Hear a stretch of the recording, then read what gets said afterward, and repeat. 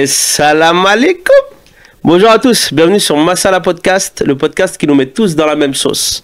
Aujourd'hui, je suis accompagné de Sadat Bay et de Hamza Bay et on va vous présenter ce podcast qui est lancé par FP92 TV, une télé qui est pour la communauté franco-pakistanaise et qui opère en France actuellement. Donc si quelqu'un peut me parler un peu plus de ce podcast et de l'initiative de FP92 TV. Alors moi je vais parler du podcast et Hamza tu parleras de l'initiative de FP92. Alors ce podcast c'est pour... on a créé ce podcast pour pouvoir s'exprimer librement sur des sujets divers et variés, c'est pour ça qu'on t'a demandé de l'animer. Le but c'est de parler de tout, ça peut être lié à la communauté pakistanaise ou non.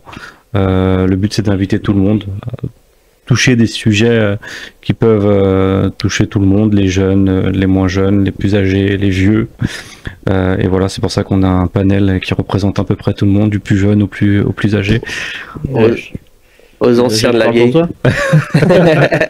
On va mettre les bases tout de suite.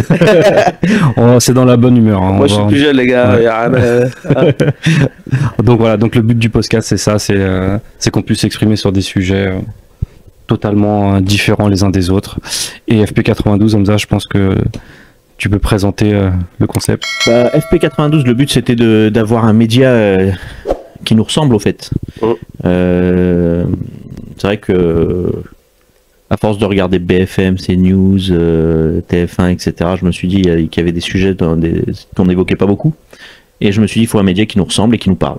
Donc voilà, c'était un petit peu ça l'initiative. Après je pense qu'on développera. Ouais. Mais voilà un petit peu l'idée du lancement.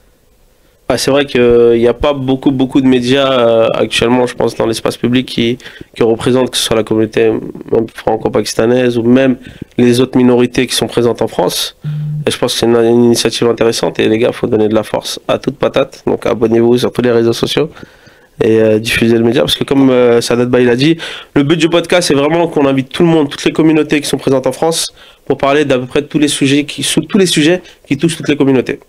Donc c'est-à-dire que si vous voulez ramener vos mamans, vos papas pour débattre avec nous, pour discuter entre vous, pour dire tout ce dont vous avez besoin de dire, de tout ce dont vous avez besoin de vous exprimer, les gars, c'est sur Masala Podcast. Et il n'y a pas de filtre normalement. Je ne suis pas censé être censuré, je vous le dis dès le début là. Non, il y aura on l'a dit, c'est un podcast qui nous met tous dans la même sauce. La même sauce pour tout le monde. Que ce soit parents, personnes âgées, enfants, tout le monde. Si on n'aime pas les épices, on fait comment? Il n'y a pas le choix. Là, il n'y a pas le choix. Ici, on est obligé de consommer les épices. Ouais. À toute patate. C'est super important. Sinon, on va pas faire les plats un peu typiques gastronomie française. De toute façon, on reste dans la bonne humeur, dans la bienveillance. Voilà. De toute façon, c'est vrai qu'après, pour en revenir un petit peu à nous et à nos origines, la communauté pakistanaise, c'est vrai que il y a toujours une histoire de piquant dedans. Il y a toujours des multi. Il y a toujours des ça là. Dans un sens comme dans tous les sens d'ailleurs.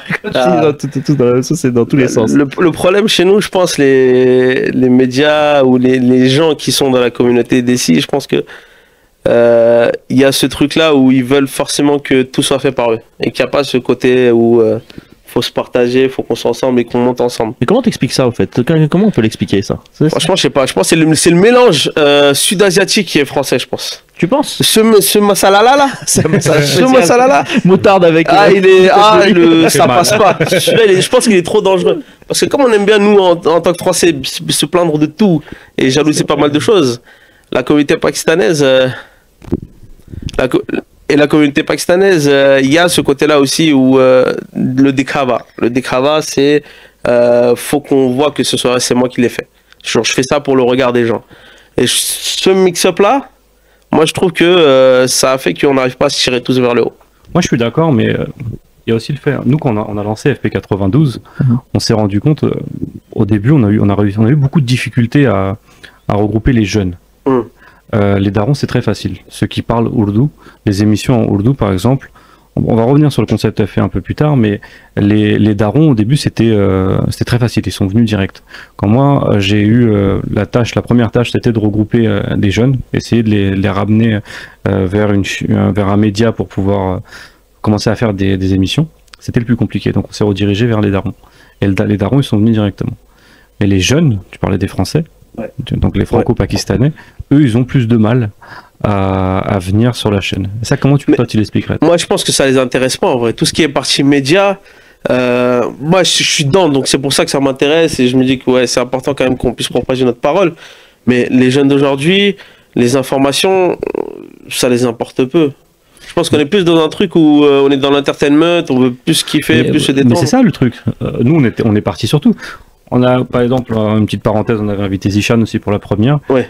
Qui n'est pas venu. Zishan, c'est celui qui a lancé le talk show dans FP92. Et c'est ça, c'est de la déconnade, c'est de la rigolade, tu vois. Donc pourquoi est-ce que les jeunes ne sont pas intéressés par ça non plus? Qu'est-ce que t'en penses, Hamza, toi? En fait, moi, je pense que je rejoins un petit peu Hamza là, ce qu'il disait. Je pense que les jeunes maintenant, ils sont dans le...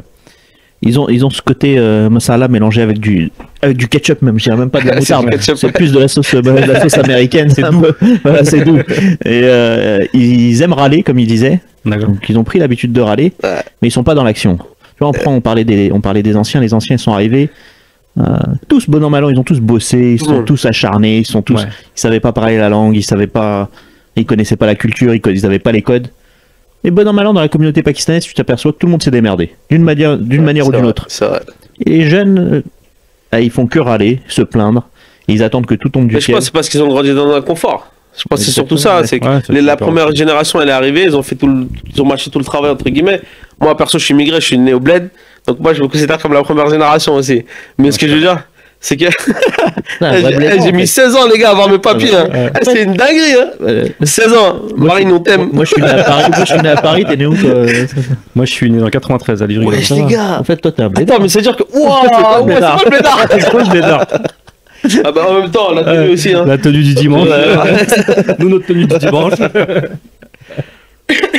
Non, mais je pense que c'est ça, c'est que là, il y a ce truc où ils font pas d'action, mais ça les dérange que d'autres le fassent. C'est-à-dire qu'ils vont voir qu'il y a des gens qui vont commencer à entreprendre certaines choses. Mais pourquoi la vraie question, c'est pourquoi? Parce que nous, là, on l'a remarqué. Là, on l'a remarqué depuis qu'on a lancé FP92, on a remarqué que des fois, ce qu'on faisait, ça donnait envie à d'autres de faire la même chose. Ouais. C'est une bonne chose. Oh, c'est pas grave, ça a poussé les gens. Mais le problème, je pense que les gens, ils rentrent dans l'aspect conflit en mode, ouais, lui, il a fait ça, donc je vais faire ça pour le battre ou pour faire mieux que lui. Ou c'est moi, je veux représenter la communauté. Alors que, t'as vu, non, on est censé être unis en vrai. C'est vrai. On est tous pakistanais, on est tous des Français surtout avant tout. On est Français avant tout.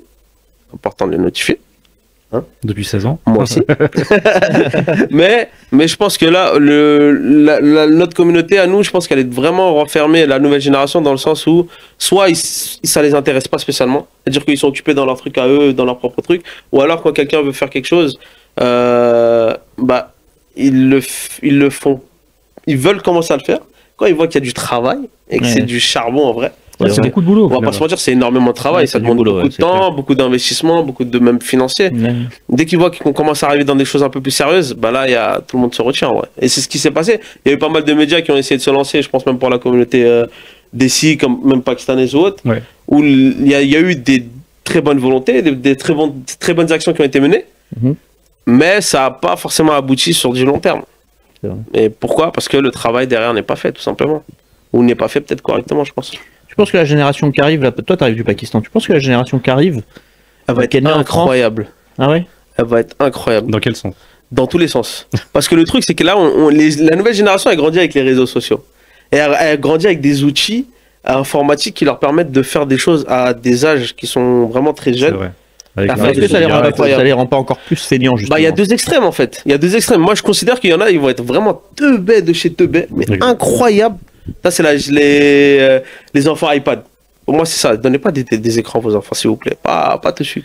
Il y a le confort quand même. Ah bah oui. Mais et t'en as d'autres où tu vois qu'il y a des hackers pakistanais de 12 ans, 13 ans qui te font des virus dans Google, qui arrivent à trouver des trucs phénoménaux. Mais c'est pareil, là tu parles de Pakistanais qui sont au Pakistan. Non, même en Angleterre. En Angleterre, on a eu des cas même d'Indiens. Ah, mais en Angleterre, de jeunes ou des Pakistanais, c'est des Anglais maintenant. C'est 4e ou 5e génération. Ils sont trop investis. Ouais, mais ils sont même limite déconnectés maintenant. Certains. En France aussi, je pense, parce que là, cette frontière-là, moi je le verrai avec mes enfants déjà. Parce que moi, elles sont nées en France, mais elles vont grandir dans cet état d'esprit-là où elles sont françaises plus que pakistanaises. Parce qu'elles sont parties une fois au Pakistan, elles comprennent, mais bon, elles parlent pas encore totalement. Elles ont la culture, mais elles ont pas. Mais elles vont grandir avec des outils. Moi, je sais que je vais me débrouiller pour leur donner des outils qui vont faire que ça va les tirer vers le haut. Et même si demain elles arrivent et disent ouais, on va faire des choses pour la communauté, bah, allez-y, hein, franchement, bismillah. D'accord, ok. Bon, on revient sur FP92. Yes. Sur le concept même de FP92. Tu veux rentrer dans les détails de pourquoi ça a été créé, comment ça a été créé? Ça a été créé, au fait, comme je t'ai dit, je suis parti du constat simple qu'il y avait besoin de quelque chose pour la communauté où on se reconnaisse. Je pense que pour tirer la communauté vers le haut et pour la sortir de la zone de confort, il fallait leur donner... fallait les informer déjà de ce qui se passe, on a dit. Après, il fallait leur proposer des modèles, donner des modèles de réussite. Et on en a dans la communauté. Ouais. Et après, fallait les connecter. Et les ramener vers leurs racines avec cette idée de ne pas oublier ses origines, parce que pour savoir où on va, il faut se rappeler d'où on vient. Et je pense qu'il faut pas dénigrer le fait qu'on soit pakistanais. Et il faut être fier du fait qu'on soit pakistanais. On est aussi fier d'être pakistanais qu'on doit être fier d'être français. Et comme j'ai tendance à le dire, on n'est pas l'un ou l'autre, on est l'un et l'autre. Et il faut que les Français se fassent à l'idée qu'on est français. Et il faut que les Pakistanais se fassent à l'idée qu'on est français et pakistanais aussi. Parce que je sais pas, mais moi, je suis né en France, moi, contrairement à Hamza. Alors, c'est pour rigoler, c'est quand je pars au Pakistan, je me sens plus français. Mais oui, mais quand je suis là-bas, je vais soutenir, s'il y a un match France-Pakistan, je vais soutenir la France. Ah ouais? Et par contre, quand je suis ici, il y a un match France-Pakistan, je vais soutenir le Pakistan. D'accord. J'avoue, c'est un vrai paradoxe. Ouais, c'est un vrai paradoxe parce qu'au fait, dans chaque pays, ici, quand on me demande d'où tu viens, je sais qu'on veut pas savoir si je viens de Bretagne. Ouais. Donc, on me renvoie à mes origines. Donc, quand on me demande d'où je viens, et j'ai aucun complexe par rapport à ça, hein, je dis clairement, je suis pakistanais. Je vais pas dire que je suis français. Par contre, quand je suis au Pakistan, quand on me demande d'où tu viens, ou t'as un petit accent, là, je sais qu'ils veulent pas savoir que là-bas, ils demandent même pas, ils le savent direct. T'as raison. Incroyable. Francis qui vient d'arriver. Je te jure, moi, quand je suis au Punjab, on regarde direct, on sait que je suis pas de là. Ah ouais. Le seul endroit où on m'a pas calculé vraiment, genre où on m'a considéré comme un local, c'était à Peshawar. C'est le seul endroit où il y a personne. Pourquoi qui tu m'a parles pas adressé la parole et tout. Non, même pas. Mais je pense que c'est parce que comme je suis un peu plus clair de peau, j'ai une dégaine un peu de tu vois. Voilà, je suis grave local entre guillemets, tu vois. Donc en vrai, ils m'ont pas calculé. Le seul endroit, c'était Peshawar, où je passais en mode local. Après, quand j'ai rejoint ma femme et tout, là, ça y est, c'est le touriste. D'accord. T'es d'où au Pakistan? Moi, je suis du Punjab, de Burewala. Burewala, d'accord. Je suis collé à Burewala. D'accord. J'ai les grandes villes, quoi. Mais ouais, bah justement, là, on parle surtout, nous, de la communauté pakistanaise parce qu'on est pakistanais. Mais il faut prendre en compte que tout ce qu'on dit, ça s'applique aussi à toutes les autres communautés qui sont présentes en France. Donc vraiment, même si vous êtes du Maghreb, vous êtes d'Afrique noire, vous êtes d'Asie, bah d'Asie, nous on est d'Asie aussi, mais d'Asie, que ce soit vraiment sud-est, est. Mais tu sais, les Maghrébins, ils n'ont pas la même façon, je pense. Tu peux les découper, les Maghrébins. Moi, je sais pas, mais... Ah ouais, pour moi, tout le Maghreb, c'est tous les mêmes. Pour toi, c'est tous les mêmes, mais je peux t'assurer, quand tu vas chez eux, tu t'aperçois qu'eux, ils ont des dissonances internes, et ils sont pas d'accord avec ce truc-là. Ouais, mais bien sûr. Les Algériens, ils ont une façon de voir leur culture qui est différente que les Marocains, qui est différente des Tutsis. Ouais, c'est vrai. Ils ont une façon de... Et ils aiment pas qu'on les assimile. C'est comme nous, en fait. On dit indien, t'es Sri Lankais, t'es Sri Lankais. T'es Tamoul. Voilà, alors pour eux c'est pareil, c'est un tout, mais nous on n'apprécie pas. Eux c'est à peu près c'est pareil, c'est pas qu'on n'apprécie pas, on n'a rien les uns contre les autres, hein, au contraire, on est tous issus de la même région sud-asiatique, mais on a notre spécificité, donc on renvoie notre identité. Donc quand on confond ton identité avec une autre, t'apprécies pas. Et eux c'est pareil, c'est-à-dire quand on met le Maghreb dans le même sac, ou même quand on dit arabe, tu vois, arabe, c'est pas eux, c'est pas des arabes, c'est pas des arabes, c'est pas des arabes, c'est des Maghrébins. Donc voilà, donc il faut, c'est pas pareil. Voilà, donc arrêtez. Arrêtez de Maghrébins. Pour FP92, on a réussi à regrouper en francophone, on a réussi à regrouper facilement des personnes de la communauté maghrébienne que des jeunes franco-pakistanais. C'est vrai? Ouais. Incroyable. Les Maghrébins, les Africains, c'est plus facile. On a lancé, on peut en parler aussi. Mais c'est parce qu'ils se soutiennent plus. Ils se soutiennent plus. Oui, mais après là ils sont dans le concept FP. Ok. Donc ils sont pas dans leur concept à eux. Ouais, bah ça. Tu vois, là c'est communauté franco-pakistanaise. Après ça reste ouvert, tu vois, tout le monde. Mais... Le but c'est ça, c'est que ça reste ouvert aux autres communautés, même si la base elle reste franco-pakistanaise. Moi je trouve que par rapport à la communauté sud-asiatique, les autres communautés elles ont plus de facilité à donner de la force. C'est vrai. Vraiment ça, moi j'ai notifié. C'est vrai. Même moi depuis que je suis tout petit. Mais peut-être parce qu'il n'y a pas de jalousie, il n'y a pas de rivalité inutile, au lieu de se donner la force et de s'unir. Ah mais c'est parce qu'on est, je pense que comme on n'est pas la même communauté, je pense que c'est surtout ça. Parce que moi demain, en vrai de vrai, j'ai plus soutenir un pote noir qu'un pote pacos. Je sais pas pourquoi, mais naturellement c'est ce qui se fait le plus, tu vois. Bah, enfin, on peut parler de la communauté africaine. On a lancé la chaîne Afrique 1. On n'a pas parlé, on a lancé aussi pour on a des collègues africains, et donc du coup on a lancé aussi pour eux une chaîne qui s'appelle Afrique 1. Là-bas, on a les gens de la communauté africaine, eux, quand ils tournent, ils sont unis. Hein. Il y a pas de... Moi, j'ai pas remarqué cette jalousie entre Africains qu'il y a entre les Pakistanais. Ah, Afrique Nord, tu veux dire, ouais. Afrique Nord, bien sûr. Mais c'est parce que, ouais, en vrai, c'est vrai que... Mais ça, je pense, c'est aussi le côté où, comme eux, ils sont à l'étranger, entre guillemets, ils sont pas dans leur pays d'origine et qu'ils sont en France. Moi, c'est ce que j'ai vu chez eux, surtout, c'est que par rapport à ça, ils se donnent beaucoup de force. En mode, frérot, on est dans la même galère, venez, au lieu de s'entretuer ici, mais non, on se donne la force. Ben, nous, c'est pareil. Les anciens. Non, nous, on marche comme les crabes. On marche comme les crabes. Nous, on marche comme les crabes. Tu sais, les pêcheurs, ils disent que si tu veux pêcher du crabe, tu vas aller pêcher du crabe. Au fait, tu pêches jamais un crabe seul. Parce que quand tu vas le mettre dans le seau, il va se démerder, il va escalader, il va se barrer. Okay. Par contre, quand t'en fous deux, ou trois, ou plus, hein, dès qu'il y en a un qui va essayer d'escalader, l'autre il va l'attraper, il va le descendre en bas. Tu vas dire, reste là, toi. Ah ouais, des crabes. Ah ouais, des crabes. On est comme des crabes. Ouais, c'est un délire. Alors, les autres, Viens par là. alors que les autres, ils vont se faire la courte échelle, ils vont se démerder à sortir. Donc, nous, au fait, les autres, les communautés, c'est vrai qu'elles ont cette chose-là. Ce qu'il faut, la communauté, ça signifie quelque chose. Ouais. Une communauté, ça veut dire que t'as un sentiment identitaire commun. Et ça sous-entend une entraide et s'aider pour aller vers l'avant. Et nous, on est une communauté, mais on est une communauté. Il y a de l'entraide, bien évidemment. Il y en a. Hein, je dis pas, on généralise. Là, on est en train de parler des cas exceptionnels, mais il y a aussi de la jalousie, comme partout. Il y a aussi de la fausse rivalité. Il y a beaucoup d'envie. Il y a beaucoup d'envie. Et ça, ce qu'il faut faire, c'est réussir à dépasser cette étape-là, exactement, pour aller de l'avant et pour se dire voilà, il y a quelqu'un qui fait quelque chose, soutenons-le, aidons-le. Alors on a besoin, comme je te disais, de voir nos racines, on a besoin aussi d'avoir des modèles. Notre objectif dans le média, c'est de donner des modèles. C'est-à-dire ce qu'il faut dans la vie pour avancer, c'est pouvoir visualiser quelque chose et se dire voilà, la meilleure façon d'accomplir un rêve, c'est de le faire. Bien sûr. C'est pas de dormir. Évidemment. Bon, alors du coup, chez nous, il y en a beaucoup qui rêvent. Et qui se disent, Inch'Allah, Allah il aide. Allah betal karega. Allah betal karega, on est tous d'accord. Mais Allah betal karega si tu te bouges. C'est exactement ça. Si tu te donnes les moyens, si tu dis je vais me bouger, Allah il t'aidera. Si tu attends qu'Allah il t'aide et que ça tombe du ciel, il n'y aura jamais rien qui va tomber du ciel. Ça tu peux attendre longtemps, Allah il t'aidera pas dans ce cas-là. Tu peux prier pour que le verre d'eau il se finisse dans ta bouche, mais on peut faire un petit rappel aussi tant qu'on y est. Les modèles, tu parlais des modèles. On essaye de vous contacter de temps en temps, donc si vous pouvez venir pour... on fait un appel à toute personne. On fait des success stories de temps en temps, donc ça serait bien que vous puissiez venir donner vos...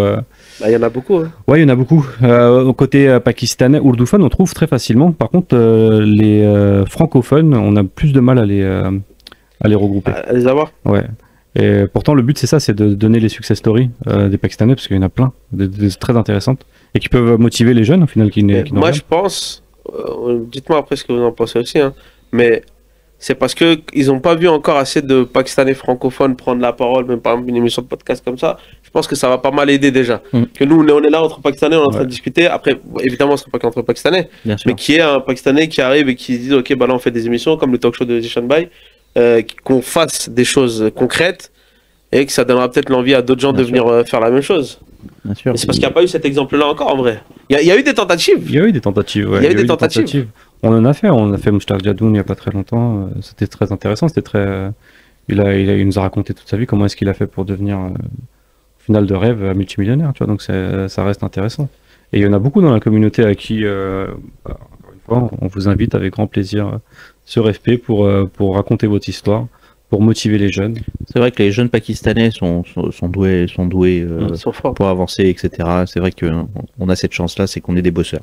Et oui. Donc c'est transmis, je vais pas dire quasi génétiquement, mais presque. Bah si, en vrai, on est des bosseurs, on est vraiment très intelligents. Alors c'est vrai que les bosseurs, on est plus bosseurs. une fois qu'on est à l'étranger, j'ai remarqué que les anciens étaient plus bosseurs. Ouais, les gens qui viennent à l'étranger sont plus bosseurs que ceux qui restent au pays. Aussi, tu vois. Non, mais ceux qui restent au pays sont dans la zone de confort. Parce qu'ils se disent celui qui est venu celui qui est à l'étranger va aller. Ça n'a rien à voir. Il va les payer. Voilà, exactement. Elle en branle pas une. C'est le mec qui appelle le daron tous les mois. Il dit ma sieste. Je te jure, là, il appelle son frère. Il dit ouais, envoie-moi des sous. Exactement. Je te jure. Non, mais justement, là, ça permet de donner un modèle et ça permet de dire aux gens voilà, avancez. Il y a des choses qui arrivent, il y a des choses qui réussissent. Et le fait d'avoir vu, nous, nos anciens bosser, moi, je sais que mon père, il faisait 3 boulots. Ouais. je l'ai vu bosser de 6h du matin à minuit. C'est-à-dire, le but, c'était d'enquiller les boulots, de se démerder pour tant subvenir aux besoins ici qu'au pays. Ouais. pays. Ouais. Donc c'est vrai que ça nous a forgé le caractère et donc du coup on s'est dit voilà, c'est comme ça que ça marche. Ah, c'est grâce à eux qu'on est là, hein. C'est grâce à eux qu'on a pu faire des choses concrètes de notre vie, tu vois. Parce que là je pense qu'on est tous les trois entrepreneurs aussi. Exactement. Et donc on a tous les trois fait quand même pas mal de choses dans notre vie, donc moi elle est encore petite mais bon. T'es plus jeune. Moi j'ai 22 ans, j'ai 22 ans. Attends, vas-y, on va parler de toi un petit peu quand même. Ah ouais? Parce que là, on a lancé le podcast. Bon, les gens, ils nous ont peut-être un petit peu repérés par rapport à FP. Ouais. Raconte-nous. Hamza. Qui est Hamza? Hamza, c'est... On t'a vu souvent sur les réseaux sociaux. Moi, je t'ai connu par rapport à un danseur. Ouais, on t'a vu danser avec ton frère. C'est vrai. Danseur, comique. Bah moi, à la base, je suis vidéaste réalisateur. Ouais. Parce que je suis fan de cinéma depuis que je suis tout petit. Cinéma Bollywood ou cinéma... Non, à la base, c'était vraiment tout. Et là, sur les dernières années, je me suis pas mal concentré sur le cinéma Bollywood et pakistanais. Et après, bah... Pakistanais aussi, tu regardes? Pakistanais, ouais, je regarde quelques films. Ah ouais. Des trucs, il y a des pépites. Hein. Il y a des sacrés pépites. Les dramas, ils sont connus au Pakistan. Les dramas, ils sont incroyables. Moi, j'ai regardé quelques dramas, je regarde pas tous. Parce que lequel, la dernière? Il y a trop de Sasbo. Le dernier que j'ai vu, vraiment, c'est Alif. C'est un drama qui est incroyable, mais après il est très spirituel. Zabé, il a regardé un drama il y a pas longtemps. Moi je regarde pas souvent, là j'ai regardé le dernier là, qui a cartonné là, avec Rani Amir et comment il s'appelle? Farhad Mustafa. C'est quoi je sais pas. Est-ce que quelqu'un Kabitum. Ma mère le regarde. Kabitum. T'as jamais regardé, ça te dit rien? Non. Franchement il est bien. Ça me dit, je sais. Franchement il est bien. Franchement, des fois j'ai bien accroché. Je l'ai regardé sur YouTube. Ouais. Et je l'ai enfin je dors peu moi, donc je dors peu. Je dors 3 à 4 heures par nuit, donc du coup ça me laisse un peu de temps. Mais c'est rare que je regarde les dramas. J'aime bien regarder les TED, mais c'est rare que je regarde les dramas. Et là du coup j'ai regardé ce drama là en 2 nuits, j'ai fini. Ah ouais. Attends, Au fait j'ai vu un petit bout passer sur les réseaux sociaux. Okay. J'ai bien accroché, je me suis dit vas-y je vais regarder. Et après au fait il est tellement bien fait que tu regardes un épisode, t'as envie de savoir ce qui va se passer au deuxième. Au troisième, du suspense. Du coup, du suspense. C'est celui qui a cartonné, même en Inde, il est vraiment très mais on est connu pour faire de très beaux jobs. Ouais. Franchement, on n'a rien à envier, même en termes de technique. Hein, Et c'est pour ça que sur les médias, tu vois, c'est intéressant aussi, parce que je pense que ça peut être un vecteur pour faire découvrir notre culture aussi, de manière générale. Ouais. C'est important. Donc, d'introduire au niveau de la société française, et pourquoi pas après avoir des démarches dans ce sens-là, c'est-à-dire de dire, bon, ben voilà, qu'est-ce qui se fait de bien dans nos pays, qu'est-ce qu'on peut apporter ici. Importer dans le sens de richesse, tu vois, richesse culturelle, parce que les pays qui se développent, c'est toujours les pays où il y a eu le plus de croisements culturels. Bien sûr. C'est vrai que le Pakistan, on s'en rend pas compte, mais depuis qu'on a lancé les news tous les jours, on a des super bonnes nouvelles en fait au niveau du Pakistan. Exactement. La petite dernière, c'est Piaillet qui revient. Ça y est, plus de 24 heures pour aller au bled, ça va être 8 heures direct. Je te jure. Donc voilà, très bonne nouvelle. Nous, on avait l'une des premières news chez nous qui avait cartonné, c'était justement PIA qui avait déclaré qu'ils allaient revenir. Mais en fait, c'était pas une recette. Non, il y avait le porte-parole avait annoncé qu'ils allaient revenir, sauf que le porte-parole aussi ne savait pas. Ah, ok, c'était pas officialisé en fait. C'était pas officialisé, ouais. Donc du coup, voilà, c'est ça qui avait cartonné. En fait, ils font des essais, mais je crois qu'ils se plantent aussi. Ils tentent de forcer la main à l'agence européenne en disant c'est bon, vous nous avez accordé, puis ils disent non, attendez, vous avez pas le compris là. Mais là, en tout cas, ils arrivent et c'est une très bonne. Ah bah là, on peut commencer à prendre des billets déjà à partir de janvier. Ah ouais, c'est clair. Et la communauté pakistanaise, il y a énormément de champions en sport. Nous, on s'en rendait pas compte. Il y a des médaillés d'or Arshad Nadim. Arshad Nadim, pour les Jeux Olympiques, mais il n'y a pas que. Arshad Nadim, il a gagné les Olympiques, il a battu un record. Nous, on a eu la chance d'avoir Arshad Nadim les premiers, tu sais, sur FP. On l'a chopé. On était les seuls à l'intérieur. On était les seuls. Il y avait tous les autres médias à l'extérieur. Il y avait tout le monde. Il y avait Gio, il y avait tout le monde qui était en train de l'attendre de la choper. Donc, on a eu les accréditations pour passer à l'intérieur. On est rentré, on l'a attrapé. Bon, par contre, il y avait une différence entre l'Arshad Nadim d'avant la victoire et d'après la victoire. Ouais. On a bien senti. Ça, c'est le côté pakistanais, ça. Ouais, on a senti le gap. Mais ça, c'est le côté d'être humain, on est tous pareils. C'est la nature humaine, ouais. On a rencontré l'autre, celui qui est paralympique et qui a gagné la médaille de bronze. Oui. Lui, il était très plus humble, ouais. Il était plus humble. En fait, c'est le côté humain, pas humain. Je peux te dire, moi, j'ai rencontré des personnes, tu sais, qui ont réussi dans différents domaines. Et souvent, les meilleurs, c'est les plus simples. Ah bah oui. C'est les plus humbles. Et souvent, ceux qui montent, ils redescendent aussi vite. Ah, c'est ça. Les mecs qui sont humbles. Moi, j'avais eu la chance dans son temps de rencontrer le professeur Cabral, qui était le type qui a fait la première transplantation cardiaque en France, hein, c'était une sommité. Et quand je l'ai rencontré, je discute avec lui. Déjà, tu vois que c'est un gars qui était simple. Et après, quand tu parles avec lui, le type, tu sais, il y a tellement de savoir qu'il a l'impression qu'il connaît rien. Ah, tu sais, il y a un niveau de savoir. Tu sais, comme on dit, quand tu commences à savoir, tu as l'impression que tu connais beaucoup de choses, et quand tu rentres dans le détail des choses, tu as l'impression qu'en fait, tu dis que je suis tellement petit par rapport à l'infinité du savoir dans l'univers que je connais rien. D'accord, ok. Donc, au fait, il y a des niveaux de savoir. Ah, mais il y a que les cons qui pensent tout savoir, en vrai. Exactement, il y a que les cons qui pensent tout savoir. Et souvent, les mecs qui sont intelligents, ils se disent, mais putain, je connais rien, en fait, il y a tellement à apprendre que je peux passer ma vie entière, j'aurais pas fait le tour du millième, du centième de ce qu'il y a à apprendre sur Terre. Ouais. Et dans une matière, je te parle même pas dans toutes les matières, dans une matière. Bah là... Faut pas commencer à parler d'études avec Hamza Bey parce que sinon on est... On revient sur les... Tu connais un peu son niveau d'études ou pas? On peut en parler, Hamza Bey, très rapidement. On peut en parler, mais non, c'est pas après, je sais pas, le but, c'est pas de... Moi j'aime bien parce que à chaque fois j'en parle, au final j'en parle tout le temps, mais...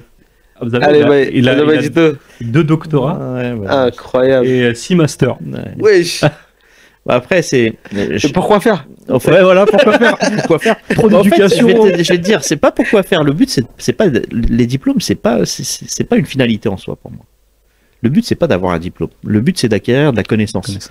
Et moi, je suis tombé dans l'apprentissage parce que j'ai commencé à aider mon père quand il était entrepreneur. Parce que comme tous les pères pakistanais, il est arrivé, il maîtrisait pas la langue, il parlait pas, il se débrouillait bien, hein. Grâce à Dieu, alhamdoulilah, comme on dit, j'ai manqué de rien.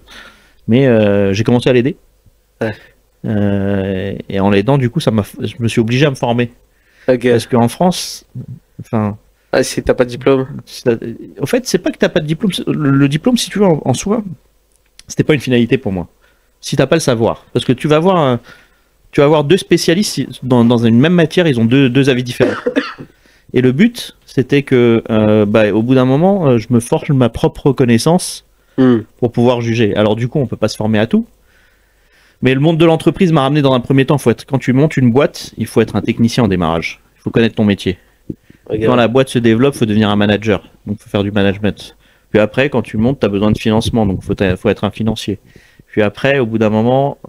la boîte grandit, il faut devenir un juriste. Et de juriste, après, tu te prends de passion pour certaines choses, tu vois, et donc c'est ainsi que je suis arrivé à un niveau... Et puis, si tu veux, le diplôme en soi, c'est... Plus t'en as, plus ça devient facile, parce que t'as toujours des équivalences, au fait. Ils sont d'un diplôme à l'autre, tu recommences pas. Hein. C'est comme les langues, en fait. Plus t'apprends, plus... Exactement. T'as des équivalences, t'as certains modules qui sont pareils. Quand tu fais de la compta et de la finance, t'as 3/4 des modules, c'est les mêmes. Donc, tu valides un grand nombre de choses. Mais ce qui est intéressant, c'est surtout le sujet du mémoire. Parce que ça, c'est une finalité vraiment professionnelle. Et donc, quand tu le valides, on te donne le diplôme. Mais le but, c'est pas d'avoir le diplôme. Le but, d'acquérir le savoir. C'est d'acquérir le savoir, exactement. Et il y a des gens qui sont hyper intelligents, qui n'ont pas de diplôme. Et moi, je connais des mecs qui sont hyper formés, qui sont hyper cons. Donc, ça veut rien dire, en fait. Ok. En tout cas, c'était une petite parenthèse, tu vois. Je pense qu'on va lancer un petit podcast financier, les gars. Je crois avec Hamza Bey. Plaisir. À faire des petites formations, payer 1300 € la vidéo. Clique ici. Non, mais je pense que c'est une bonne idée. On va peut-être faire quelque chose sur l'entrepreneuriat. Moi, je suis chaud. Une bonne idée. En vrai, sur l'entrepreneuriat, je pense que ça peut être hyper intéressant. Moi, j'ai fait du mentorat, j'ai formé des gens, etc. J'ai enseigné.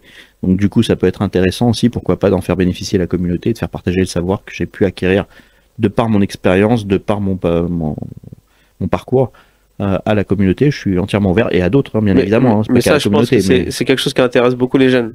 Parce qu'aujourd'hui, les jeunes, ils sont beaucoup moins dans le CDI, et ils sont beaucoup plus dans l'entrepreneuriat. Exactement. Ouais. Donc, en tout cas, c'est bien d'avoir Hamza parce qu'il a toujours refusé. Il voulait pas. En fait, j'aime pas trop. Je suis pas trop un homme des médias. J'aime pas trop me montrer. Ouais, mais faut passer des fois devant la caméra, c'est important.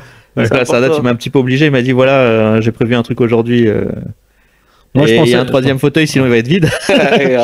Je pense que c'était intéressant que tu sois là, en tout cas. Ouais, grave. S'il faut parler d'FP, forcément, il faut que tu sois là. Donc, le but aujourd'hui, c'était de parler aux gens des médias, de la communauté pakistanaise et de FP en particulier. Et Hamza, merci beaucoup. Hein. Merci à vous, les gars. C'était sympa. Merci, Hamza.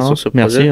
C'est sympa de ta part. Est-ce qu'on prend 2 minutes pour faire une invitation à toutes les personnes qui souhaitent participer au projet. Prends-toi 2 minutes. Hein. Tu veux le faire? Non, tu le fais, vas-y. Tu veux que je le fasse? Ouais, t'es plus doué que moi. Bonjour à tous, bienvenue.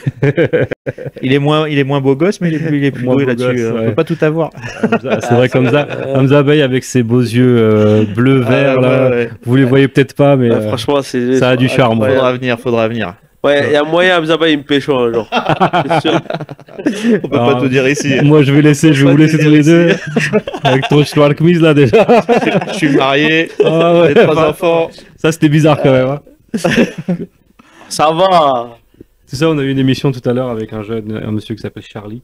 Ouais. Et il a dit comme quoi, moi, je suis célibataire en France.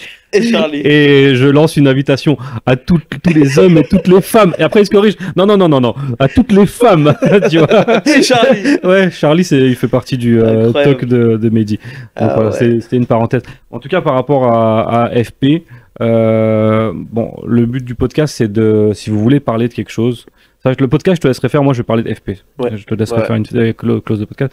Si vous voulez participer au projet FP92, si vous avez une idée, si vous avez envie de lancer un concept ou qu'on parle de quelque chose, n'hésitez pas à nous envoyer un message sur contact@fp92.tv.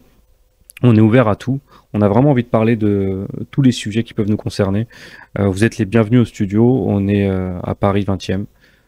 Si vous voulez passer, on est souvent là le week-end. On bosse aussi en semaine, donc on est souvent là le week-end. Si vous voulez passer, c'est avec grand plaisir. Vous pourrez regarder comment est-ce qu'on travaille. Si vous voulez participer au projet aussi, c'est avec grand plaisir. On cherche beaucoup de gens qui pourraient nous aider. Vous voyez, tous les jours, il y a des dizaines de posts sur les actualités franco-pakistanaises.